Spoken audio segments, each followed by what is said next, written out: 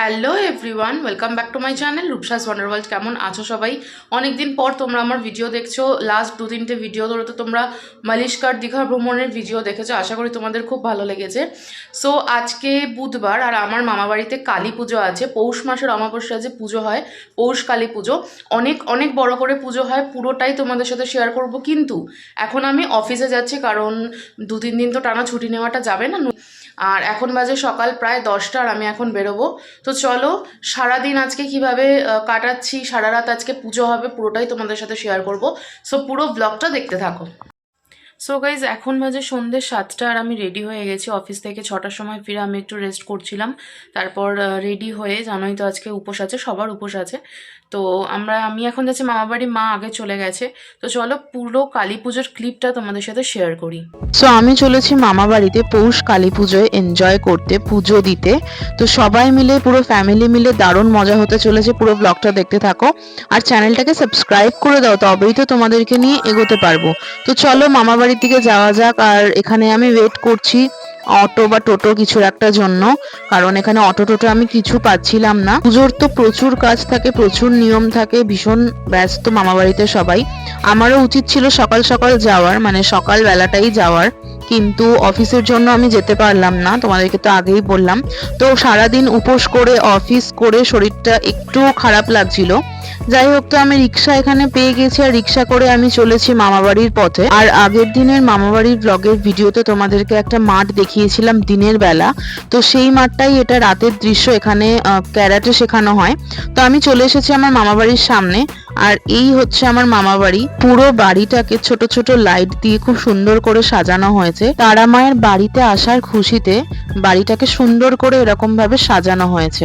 তো চলো তোমাদেরকে আমি প্রথমেই ঠাকুরটা দেখাই। মামাবাড়ির ভেতরে আমি চলে এসেছি, সবার সাথে কথাবার্তা হয়ে গেছে।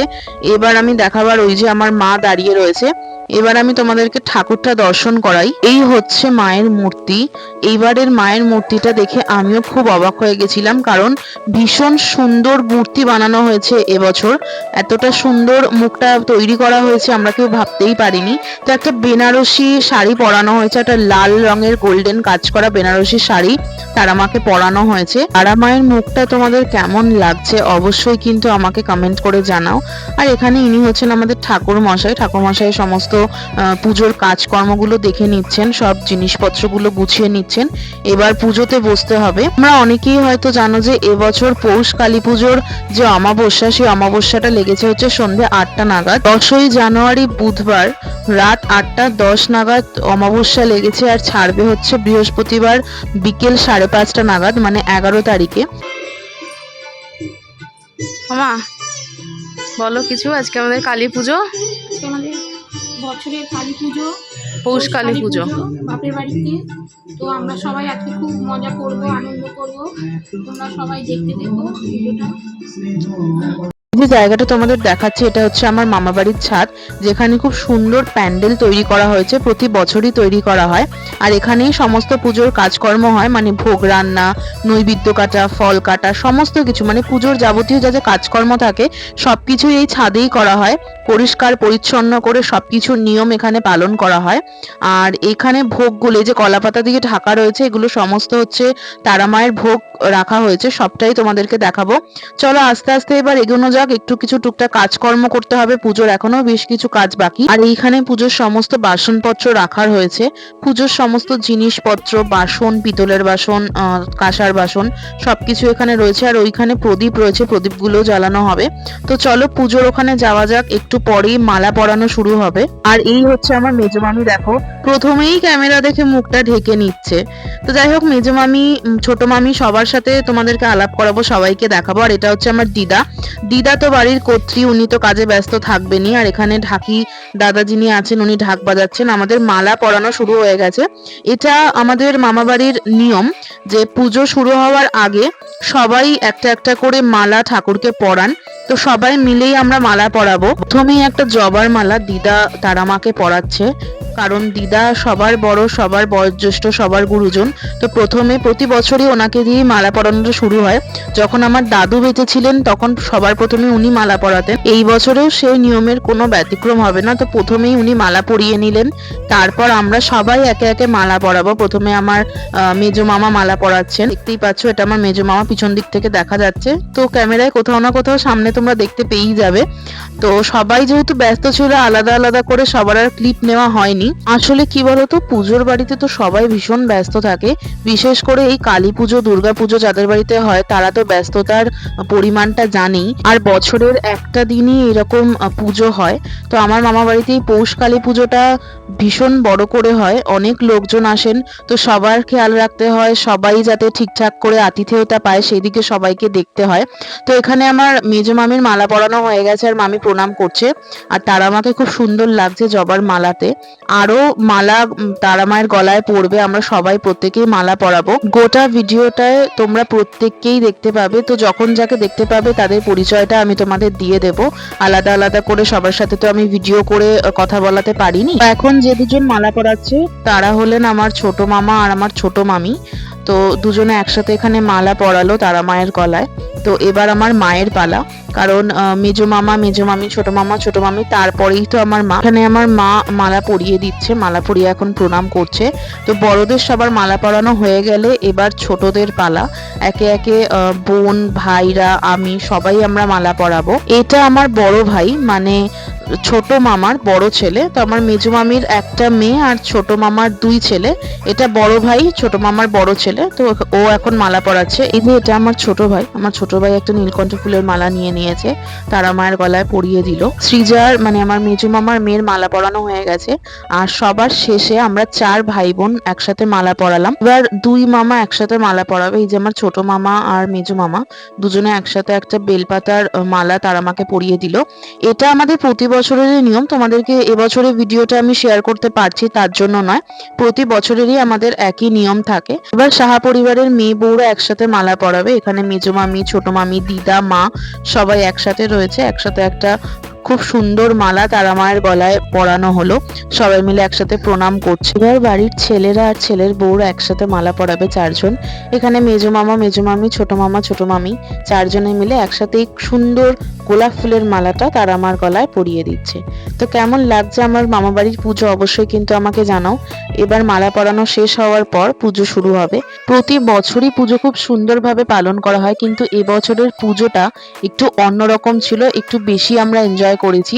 আর তারা আমার মূর্তিটাও সব থেকে সুন্দর এবছরই হয়েছে। অন্যান্য বছরের থেকে এই বছরে মা তারার মুখটা, মা তারার মূর্তিটা এবং গোটা পুজোটা সব থেকে বেশি ভালো ছিল। আমরা সবাই ভীষণ এনজয় করেছি। তো প্রথমে পুজোটা শুরু হলো সংকল্প দিয়ে।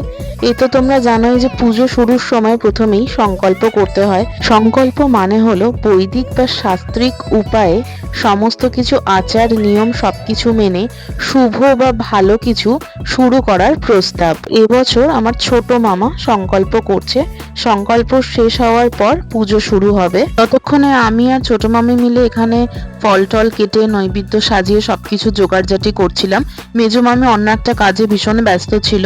আর এখানে 9টা নৈবেদ্য সাজানো রয়েছে। তোমরা জানোই যে নৈবেদ্য সাজানো পুজোর নিয়মের একটা খুব গুরুত্বপূর্ণ অংশ। তো সেখানে আমি 108টা নৈবেদ্য পরপর সাজাচ্ছিলাম। গুনে গুনে 108টা নৈবেদ্যই তার আমার কাছে নিবেদন করতে হবে। ফল টল কেটে নৈবেদ্য সাজিয়ে আবার আমরা যাব পুজো যেখানে হচ্ছে সেখানে, মানে পাশেই হচ্ছে। এই যে পুজোর এখানে সংকল্পর যে পদ্ধতিটা সেটা করা হচ্ছে। ঠাকুরমশাই এখানে মন্ত্র পড়ছেন। রাত তখন প্রায় 11টা বাজে। আর এখানে প্রত্যেকে বসে আছে, সবাই নেই, মামিরা নেই, কারণ মামিরা নিচে আছে। অনেক লোকজন এসেছে, তো সেইগুলোই একটু দেখাশোনা, সবার খাবার দাবারের ব্যবস্থা সেগুলো দেখতেই মামিরা নিচে ছিল। আর এখানে বোন, মামা, মামি সবাই বসে আছে, পুজো চলছে।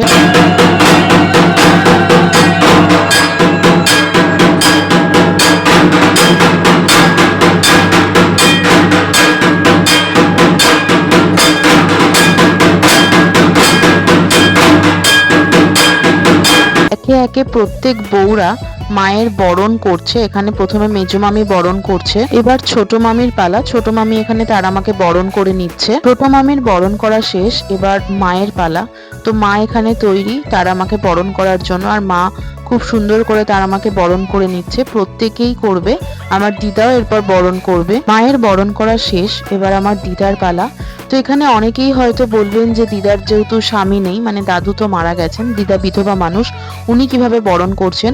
আমরা আমাদের যিনি ঠাকুরমশাই আছেন ওনাকে জিজ্ঞাসা করেই নিয়েছিলাম যে দিদা বরণ করতে পারবেন কিনা। তো উনি পারমিশন দিয়েছেন, উনি বলেছেন যে হ্যাঁ অবশ্যই উনি বরণ করতে পারবেন। এছাড়াও ব্যক্তিগতভাবে আমার মনে হয় কারোর স্বামী মারা গেছে, কেউ একজন বিধবা মানুষ, বিধবা মহিলা, তার মানে এই নয় যে তিনি কোনো শুভ অনুষ্ঠানের শুভ কাজ বা বরণ করা এরকম কিছু করতে পারবে না। কারোর স্বামী নেই তার মানে এটা নয় যে সে প্রতিটা ভালো কাজ বা শুভ কাজ বা প্রতিটা অনুষ্ঠান আনন্দ থেকে বঞ্চিত হবে বা দূরে থাকবে। তার স্বামী মারা গেছে কিন্তু সে অচ্ছুত নয়। আমি জানি সমাজের অনেক রকম নিয়ম থাকে, আমি বলছি না যে সমাজের প্রতিটা নিয়ম ভুল, কিন্তু সমাজের প্রত্যেকটা নিয়ম যে ঠিক এমনটাও কিন্তু নয়। যাই হোক, তো এখানে পুজোর নিয়ম অনুষ্ঠান এগিয়ে চলেছে, আর এখানে মায়ের চক্ষুদান করা হচ্ছে, সেই জন্য এখানে কাপড় ধরা আছে যাতে চক্ষুদানের সময় মায়ের মুখ কেউ দেখতে না পারে। রাত অনেকটাই হয়ে গেছে, তো এখানে মায়ের আরতি চলছে, ঠাকুরমশাই এখানে মায়ের আরতি করছেন।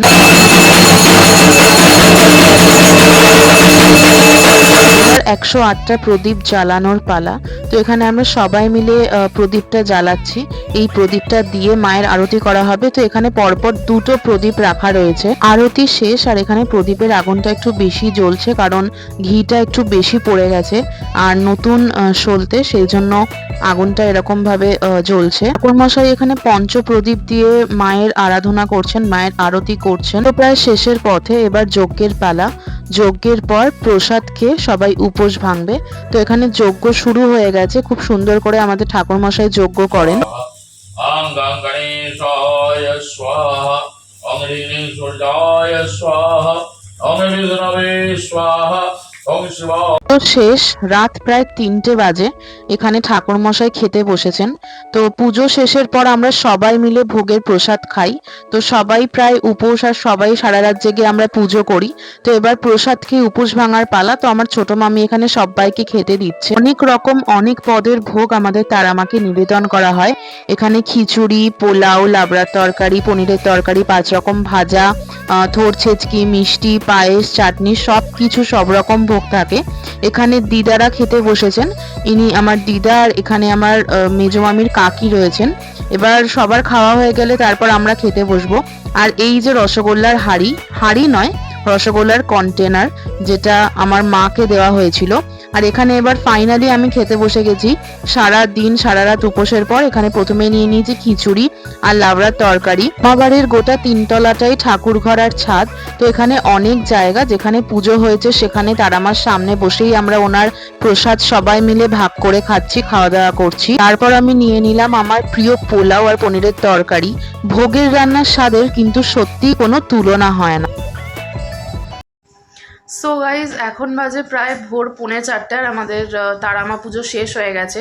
চোখ মুখের অবস্থা দেখে তো বুঝতেই পারছো যে সবাই ক্লান্ত। আমরা প্রসাদ খেয়ে, মানে ভোগের প্রসাদ খেয়ে উপোস ভেঙেছি। তো এখন সবাই একটু ঘুমাবো, আর আমি মামা বাড়িতেই আছি। ভোরের আলোটা ফুটুক, একটু রিক্সা বা টোটো চালু হোক, তারপর আমি আর মা বাড়ি যাব। সেখানে আর একটু ঘুমিয়ে কাজকর্ম সেরে রেডি হয়ে সেজে গুজে তারপর কালকের অনুষ্ঠানের জন্য আবার আসবো। সো আজকের ব্লগটা এখানেই শেষ করছি। কালকের ব্লগটা আবার তোমাদের সাথে নতুনভাবে শেয়ার করব। সো গুড নাইট সবাইকে।